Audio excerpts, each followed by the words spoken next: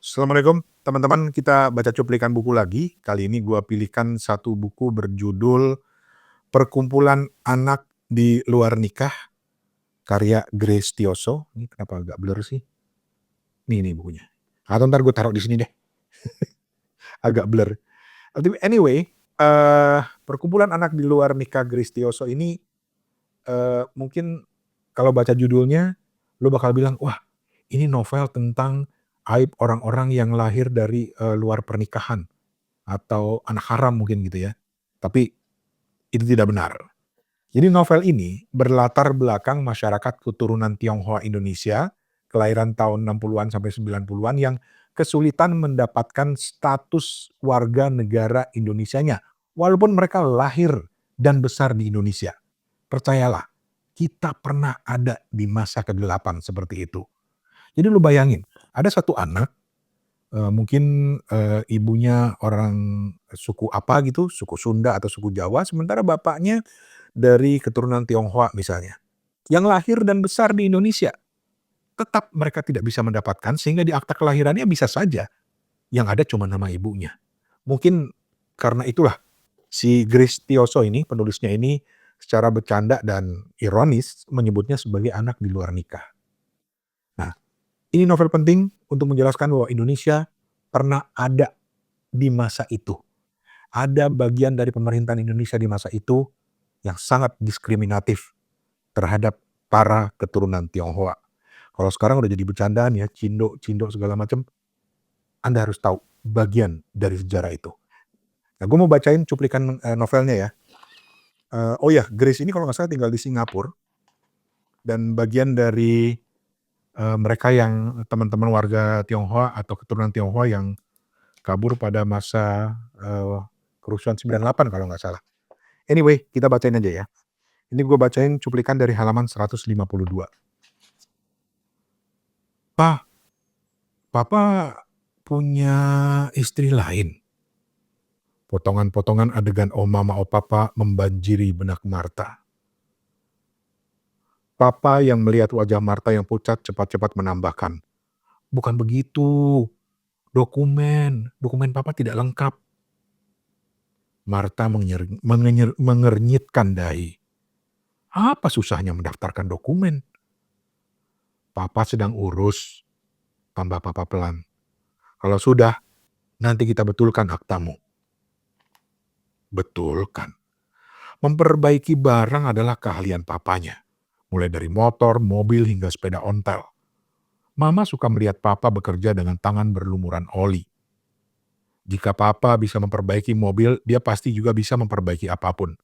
Termasuk akta kelahiran Marta. "Ada PR?" "Ada," Marta bangkit. Itu cara halus papa untuk mengatakan pembicaraan mereka sudah selesai. Marta tak bergegas keluar. Dia memilih ujung bajunya dan melirik ke arah papa. Ada dorongan di dalam dirinya untuk memeluk papa. Marta lega bukan kepalang bahwa Budi benar papanya. Namun layaknya keluarga Asia lainnya, mereka tidak pernah memeluk atau mencium satu sama lain. Alih-alih memeluk papa, Marta beringsut ke pintu, lalu menutupnya dengan perlahan. Malam harinya, Marta mendengar orang tuanya berbisik-bisik. "Tata tanya akta lahir." Sesaat tak ada suara. Lalu Mama mendesah. "Masih kurang berapa?" "5 juta lagi." Setelahnya, hanya suara jam dinding yang terdengar. Peraturan goblok. Kening Marta berkerut. Papa tidak pernah memaki. WNA. Wah, lahir di Indo. Nggak pernah keluar negeri. Gimana bisa jadi WNA? Gerutu Papa. WNA. Marta menajamkan kupingnya. Kenapa papanya bisa menjadi WNA? Papa pernah mengajak Marta dan Mario ke Binjai, berziarah ke makam emak engkong Marta. Papa mengajaknya berjalan-jalan melihat rumah tempat keluarganya dulu tinggal. Bagaimana mungkin Papa WNA? Calo kurang ajar. Duitnya diambil, dokumennya tidak dikasih. Kali ini mama yang memaki.